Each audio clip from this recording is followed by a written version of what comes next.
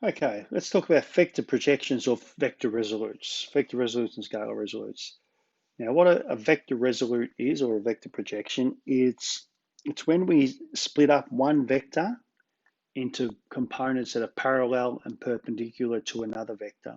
Okay, so I guess an easy way to, or a nice analogy, if you like, if that's the vector u, okay, I can just call it vector u, or I can describe it in terms of components parallel to I and perpendicular to I, which is in reality j. So u could be 3i plus 4j. Okay, so this vector here, u, has been split up into a component that is parallel to I and perpendicular to I. So what we're going to aim to do is, for example, there might be the vector u there, and we might have another vector v. So we might try and break vector v up into components that are parallel to u, and then also, that will do. So where's perpendicular to u? Probably about there, say, pretending they're right angles, yeah? So that green component, so vector v is still the vector from O to A to V, if you like, all right?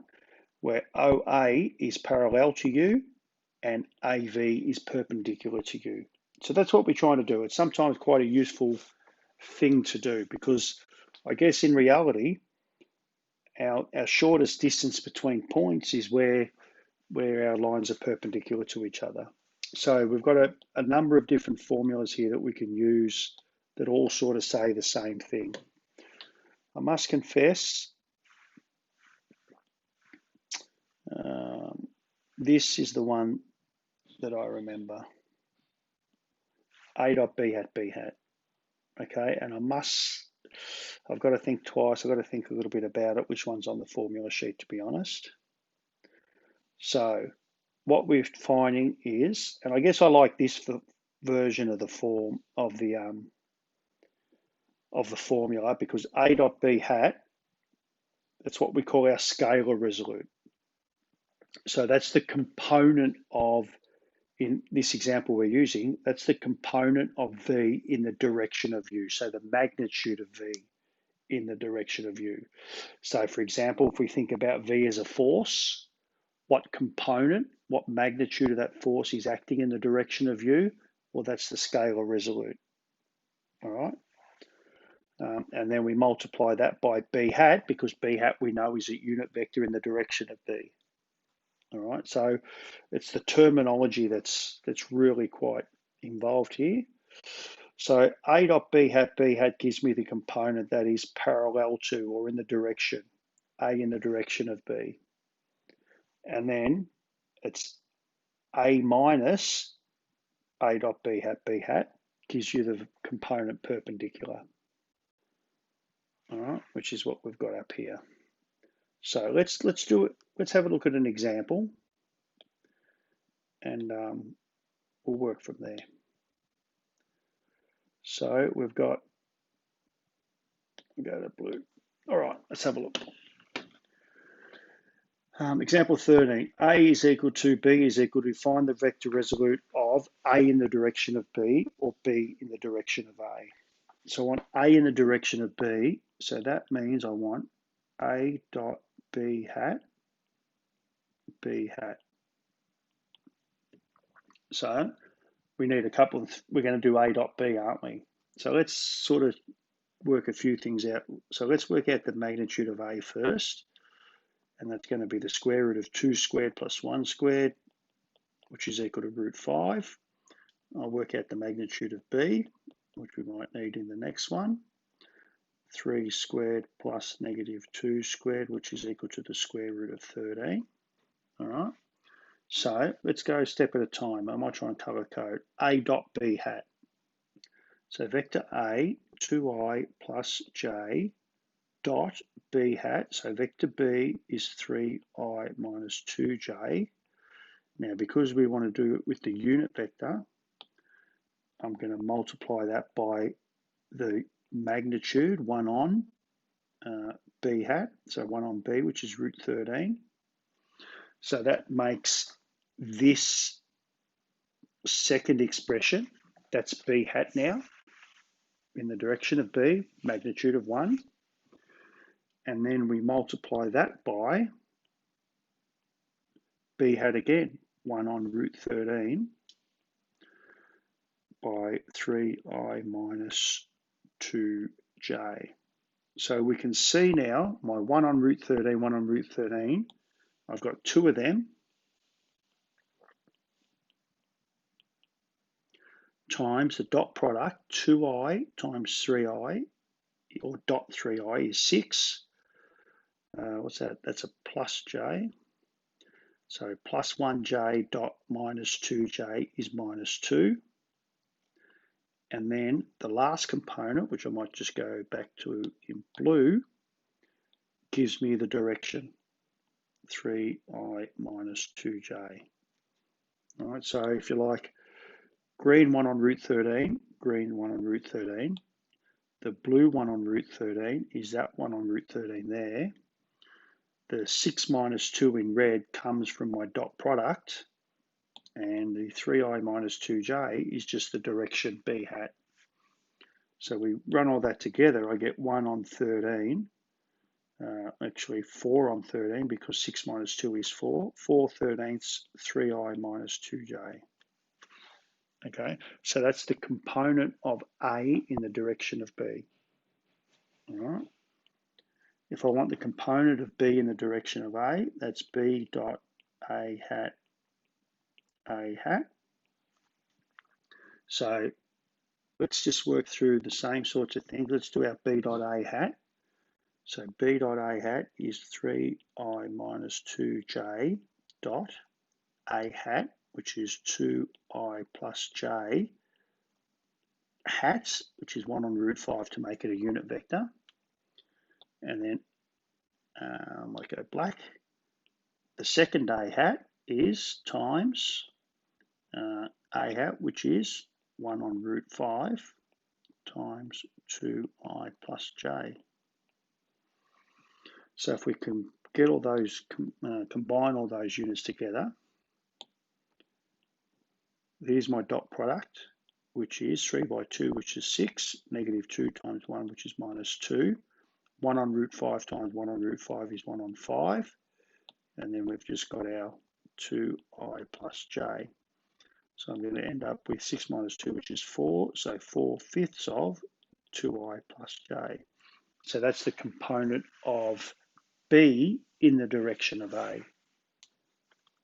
All right. So it's just getting used to terminology. You look at the actual calculations, they're relatively straightforward, but it's just getting used to terminology and having the rules in front of you and taking your time with it. All right. 14. Find the scalar resolute of 2i plus 3j in the direction to the vector. So I think it's easier to, because we normally work out A in the direction of B, A dot B hat, that's the formula that flows. So let's make A in the direction of B, and because of the scalar, all I'm looking for is A dot B hat. That's the scalar component. What component of that is in the direction? So I need the B hat. B hat is equal to 1 over the magnitude of 1 squared plus 2 squared, which is 5, minus I minus 2j, dot A, which is 2I plus 3j. So I'm going to get 1 on root 5, the dot product, negative 1 by 2 is minus 2, negative 2 by 3 is minus 6. So I get negative 8 on root 5. So that's the component of that vector in the direction of B. All right.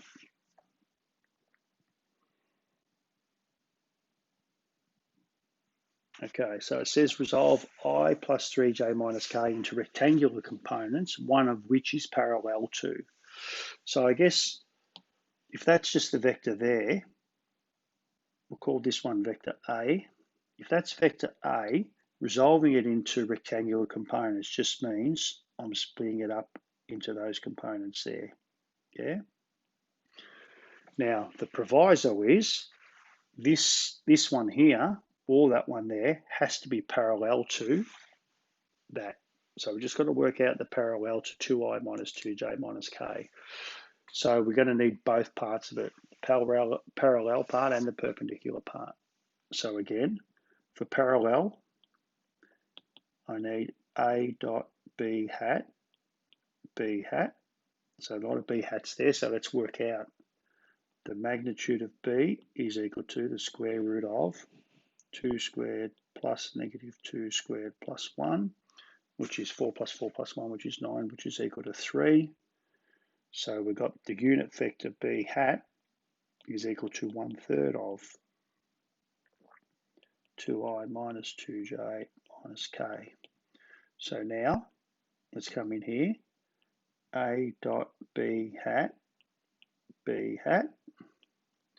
is equal to, well, A, I plus 3j minus k dot b, which is 2i minus 2j minus k, hat, which is 1/3, and then times by b hat again, which is 1/3 of 2i minus 2j minus k. So I get 1/3 by 1/3, which is 1/9. Now, dot product, 1 times 2, 1i, 2i, so 1 times 2 is 2. 3 times negative 2 is negative 6. Negative 1 times negative 1 is plus 1. So that all comes from in here. And then we've got our vector to give us a direction. So what's that? We get 3 minus 6 is minus 3 on 9, which is minus 1/3. So we get minus 1/3 of 2i minus 2j minus k. So that's my parallel component. So I need to work out my perpendicular component.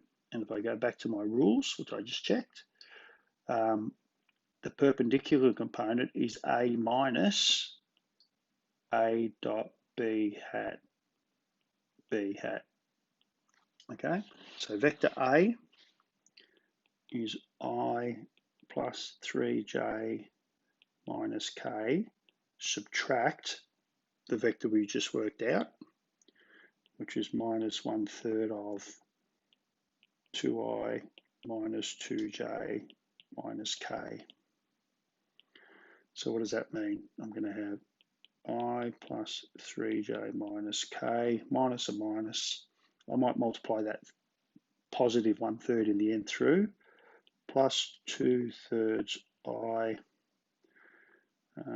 minus 2/3 j minus 1/3 k. Add them all together. So I get 5 on 3 I, 9 on 3 minus 2 on 3 is plus 7 on 3j, and minus k minus 1/3 is minus 4 on 3k. So that's my perpendicular component.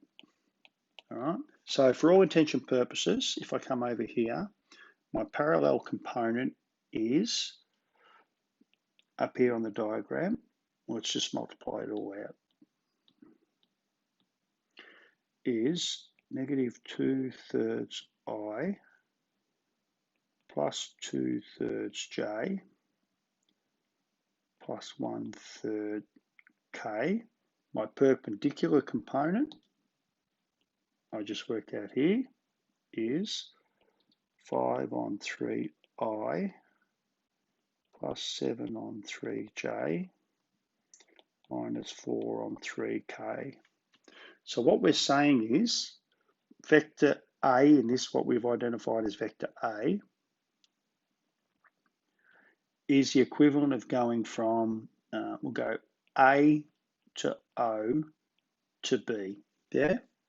So if I add the red vector here, AO, plus the green vector here, OB, I really should end up with AB, which is vector A. So what happens if I add these two components together? I'll get A is equal to negative 2/3 plus 5/3, which is 3/3 I. 2/3 plus 7/3 is 9/3, which is plus 3J. And 1/3 K plus negative 4/3 is minus 3/3, so it's minus K.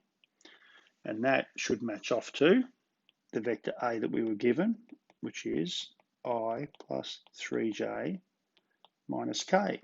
So what we've done is we've split the vector A, I plus 3J minus K, and we've created a vector that is parallel to 2I minus 2J minus K, which is this one here. In fact, it's 1/3 or negative 1/3 the size of it. And the other vector, which we can show later on if we do a dot product, is perpendicular to it. So we've split that vector up into rectangular components, one of which is parallel to 2I minus 2J minus K. All right, so stop, replay it, relook at it, and have a go at 20D.